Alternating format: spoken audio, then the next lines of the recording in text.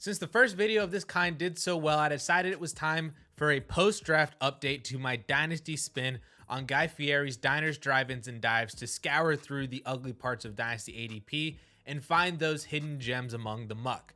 Fair warning though, just like last episode, these players are not great, they're not sexy. You might even get a little bit nauseous whenever I mention them, but please hang in there because I think it's going to be worth it. So welcome in to episode 2 of Dynasty Fallers, Fill-ins, and Flyers. First up, we have our faller, and from this time last year until now, the 3 tight ends who have lost the most value in just raw ADP numbers were Jonnu Smith, Logan Thomas, and Green Bay Packers tight end Robert Tonyan, who is now, in my opinion, a very interesting player after the NFL draft.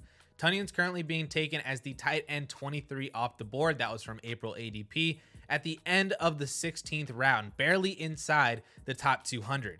Now, I'm not going to sit here and say that Tonyan is going to have some monster breakout year, but the last time he played an entire season back in 2020, he finished as the tight end 3 in PPR leagues with the same number of fantasy points as Kyle Pitts last year. Granted, it was completely on the back of 11 receiving touchdowns on under 60 targets, which might even make Dawson Knox a little bit jealous, but that's what happens when you're the second guy that Aaron Rodgers looks at inside the red zone. Speaking of Aaron Rodgers, this season has got to make him feel like Will Smith at the end of Fresh Prince of Bel-Air. I mean, he's lost his number 1 target everywhere and anywhere on the field in Davante Adams. He lost his number 2 targeted player on a per game basis from last year in Marquez Valdes-Scantling.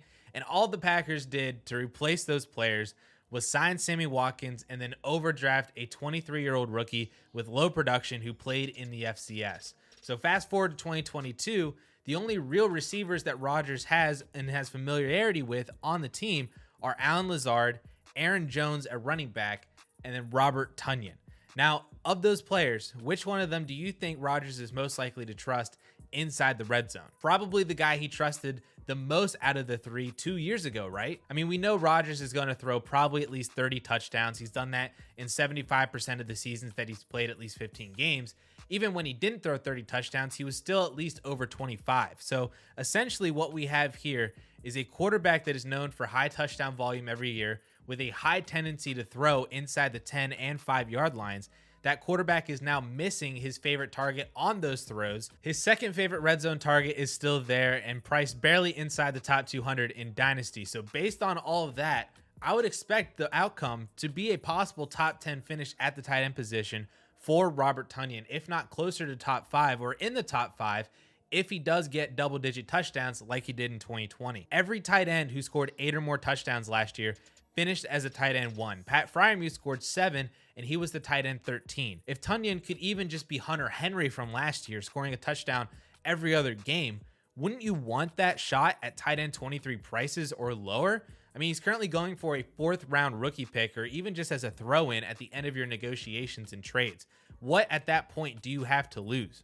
Nothing. Moving over to our fill-in and my favorite types of players to roster in Dynasty are backup running backs who can take over backfields when the starter gets hurt. Every year, we know basically 90% of starting running backs will miss games and some more than others. But what if I told you that there's a running back out there that seemingly everybody hates on now because he's been injured in each of the past 2 years, actually playing in under half of the 33 regular season games since 2020? What if I also said that we have seen 2 different backups produce RB1 numbers in that running back's place? Of course, I'm talking about Saquon Barkley, who has missed 15 games over the last 2 years. And yes, when he was out, we saw multiple RB1 weeks out of both Wayne Gallman in 2020 and Devontae Booker in 2021. Unfortunately for us, neither are on the Giants anymore, but do you know who is? It's Matt Breida. And you might say, well, Addison, surely there's somebody on the team better than Matt Breida, right? Nope. It's Gary Brightwell, Antonio Williams, and I don't even know who the other 2 are currently behind both of those guys. So it's Matt Breida. And Breida has been solid when he gets volume. In fact, he scored double-digit fantasy points in over 75% of the games that he's received at least 13 touches, finishing as a top 30 running back in those games as well. He also had a 3-game stretch last year when Zach Moss was starting to get healthy scratched from games and right before Devin Singletary took off to finish the year, where Matt Breida finished as the RB 11, 27, and 18 in those 3 weeks. And I remember that well because I actually started him in a Dynasty league during those weeks because I needed somebody. All in all, there really isn't much more that I can say in favor of Matt Breida because it is Matt Breida. And I do recognize that this isn't a wildly sexy transaction to make, but it is possible that he's on your waiver wire right now. So you could probably just pick him up for free and just see what happens. Otherwise, he's not going to cost much at all. Maybe you can trade some fab for him if that's allowed in your league, maybe even a 4th or 5th round rookie pick, either now or apparently in 2024, or even as a cheaper throw-in than Robert Tonyan would be in trades as well. No one is going to bat an eye at losing or potentially missing out on Matt Breida until Saquon Barkley gets hurt again, and now you have a starter on your team that you basically got for free. So lastly, we get to our flyer, or in this case, Fliers, because after the NFL draft, there might not be a better definition of the word for dynasty than the Ravens wide receiver core behind Rashad Bateman. And after the Ravens traded Hollywood Brown to the Cardinals, they let Sammy Watkins walk in free agency. They have nearly 200 vacated targets available, and that wide receiver 2 spot is wide open right now for the taking between Devin Duvernay, Tylan Wallace, and James Prochet. Granted, it does seem like the Ravens want to return to establishing the run from what they did in 2019 and 2020, so the passing volume spike that they had last year kind of seems like an outlier, and those 200 vacated targets might actually be like 100 or even less than 100 with the volume decrease this year.